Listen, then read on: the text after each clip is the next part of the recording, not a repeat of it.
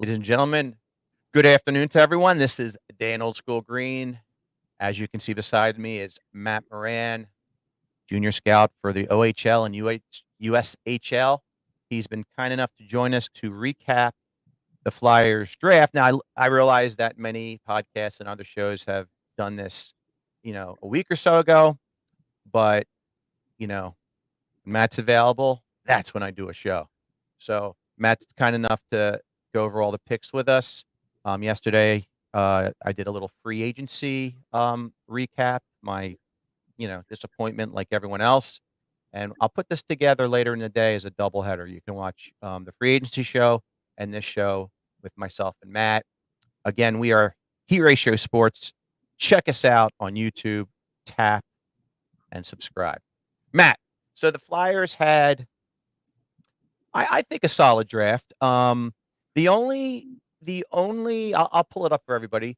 The only controversy that I see that left Flyer fans upset is because, and let's face it, 9 out of 10 Flyer fans know nothing about the draft until they watch the draft previews by the guys that are on the NHL Network or ESPN, whoever's covering the draft. And of course, David Jiricek was getting a lot of play as probably a top defenseman. You yourself loved him. Yep. So that would, and when both those guys were available, I was leaning Jiricek. I wanted him. I remember you discussing his upside. That I believe you said you had a friend that, because he wasn't projected as a number 1 type pick, it was his favorite player in the entire draft. So just before we get to Cutter Gauthier, and it's not a reflection on him that Right. you might like someone better, but if you were the GM of the Flyers, which of those 2 gentlemen would you have taken? It's a tough question. I like Gauthier quite a bit, especially as a fit here. As we discussed last time before the draft, this is a team that needs just about everything. And I think they accomplished a lot of that, around the draft with the trade for DeAngelo, bolsters them on the right side. He's a really talented guy. And, we talked last time about, picking best available or best in position of need.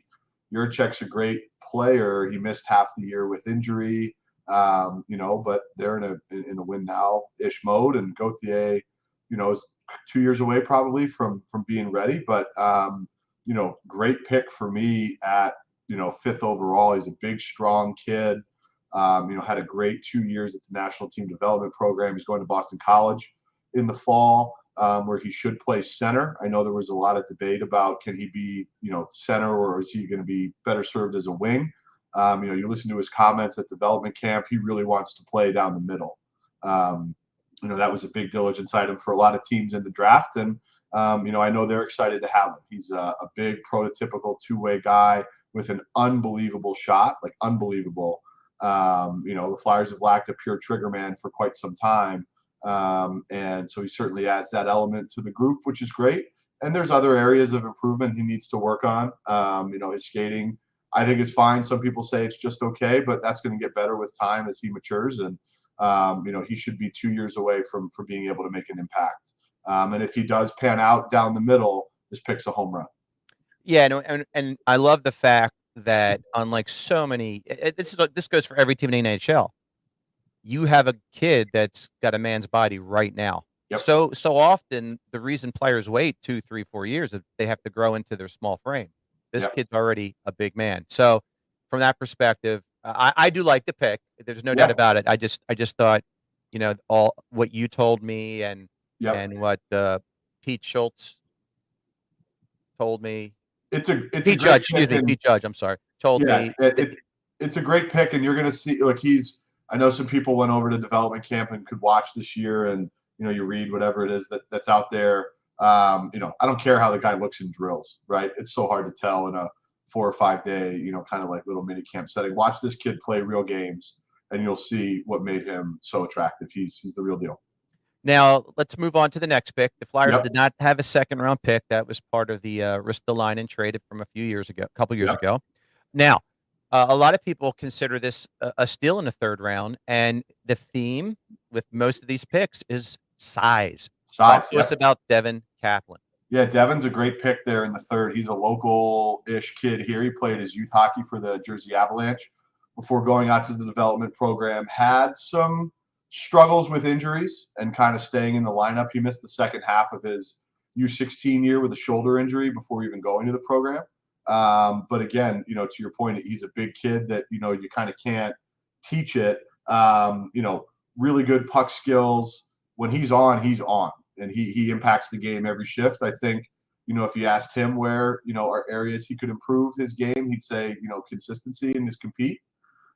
He's going to BU in the fall. He's definitely 3 years out, I would say, from being able to, think about jumping in and making an impact, but he'll play right away at BU.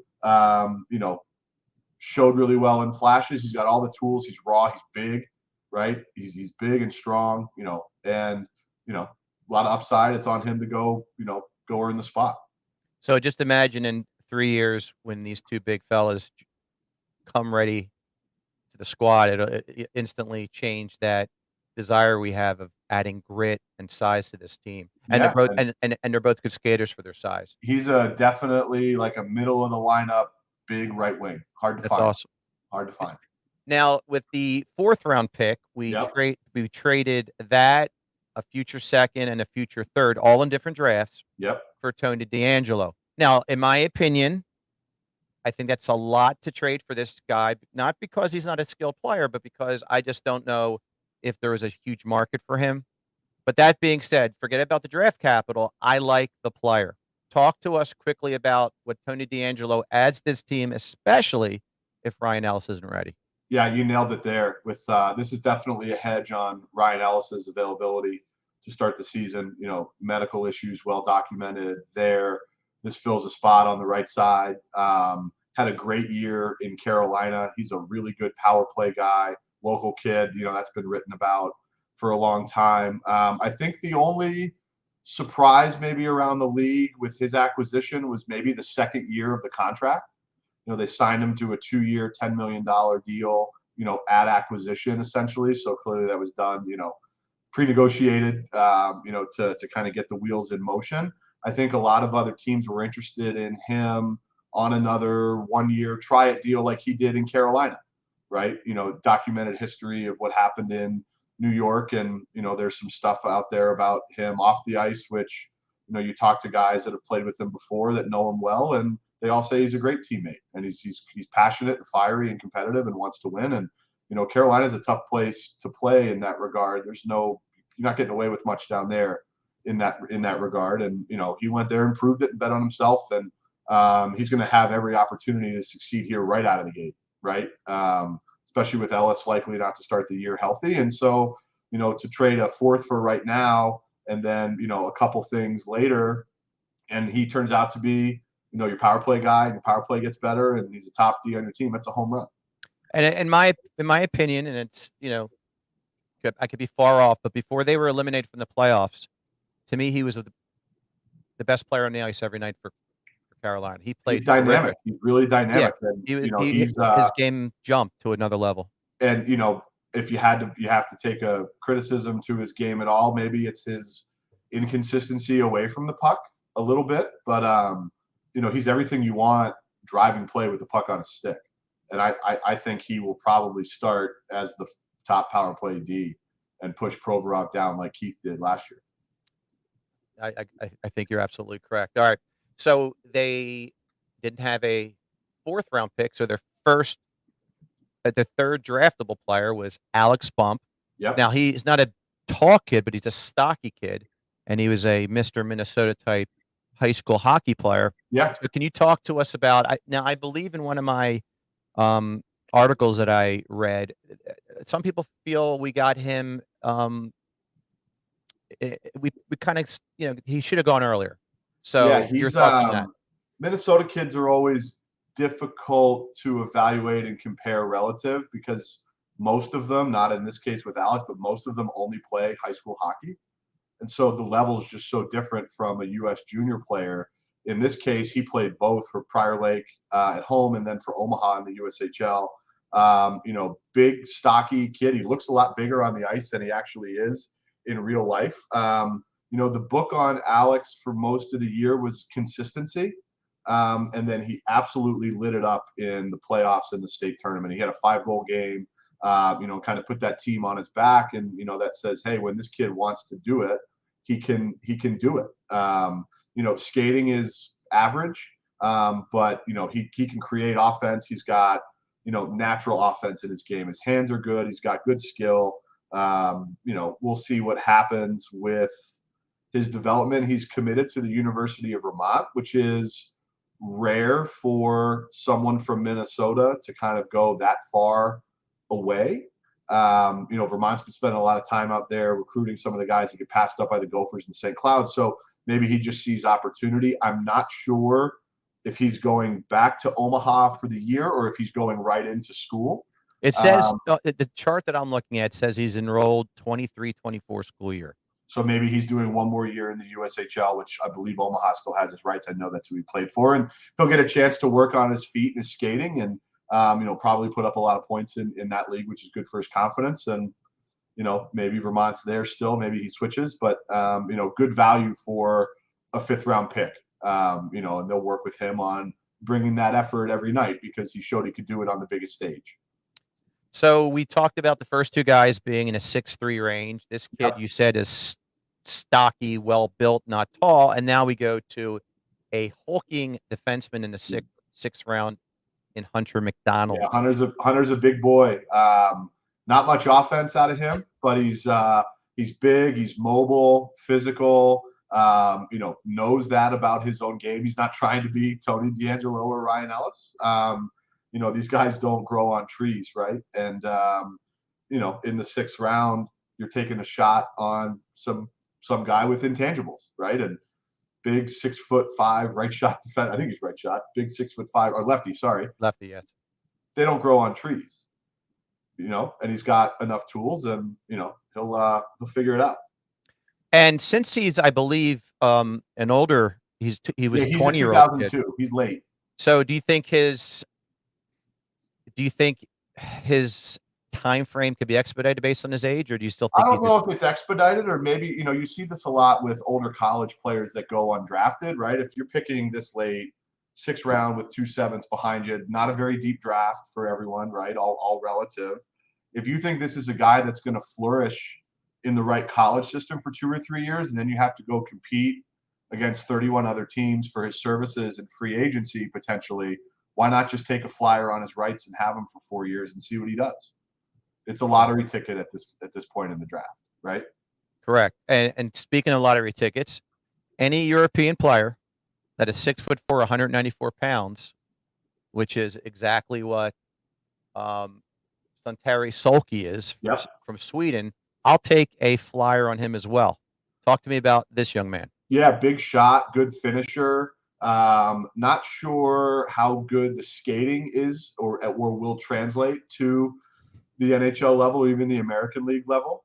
But again, big kid, nose for the net, offensive flair.